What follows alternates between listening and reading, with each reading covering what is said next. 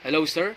Today, I'll be talking about one of the most influential political philosophers of 20th centuries, John Rawls, and his groundbreaking work, A Theory of Justice. This theory aims to answer a fundamental question: what makes a society just? First, the original position.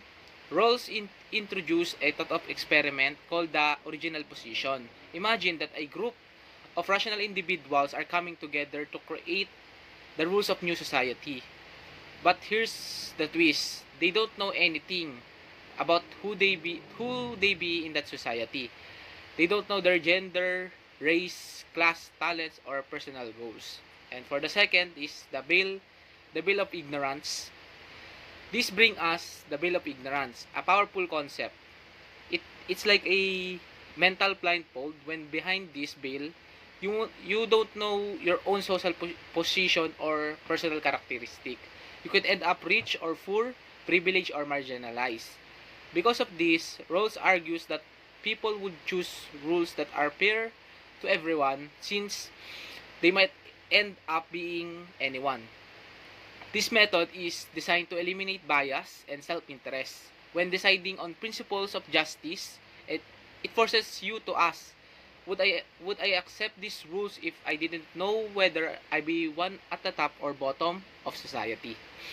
And for the third, the principle of justice. From the original position, like I said earlier, Rawls believed people would agree on two main principles of justice.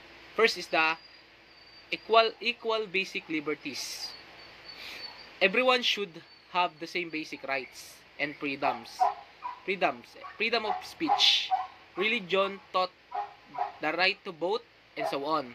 This right must be equal and protected for all. That's for the first main principle of justice. And for the second one is the different principle. Social and economic inequalities are only acceptable if they benefit at least advantaged members of society. In other words, it's okay for some people to be richer or hold more power only if that situation helps improve the lives of those who are worse off. Also, opportunities should be open to all under conditions of fair equality. Now, this principle prioritize fairness and aim to create a stable, cooperative society where no one is left behind. For the fourth one is the strength of the theory.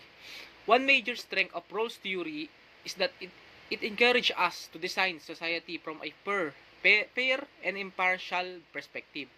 By imagining ourselves behind the veil of ignorance, we're less likely to support policies that benefit just a few.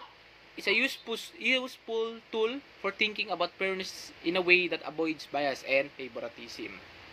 For the fifth one now is the application to real-world issue, healthcare inequality. Let's apply Rawls' theory to the real-world issue of healthcare. In many countries, access to quality healthcare depends heavily on wealth and location. But if we're designing a healthcare system from behind the veil of ignorance, not knowing whether we be rich or poor, healthy or sick, we're likely to create a more equitable system.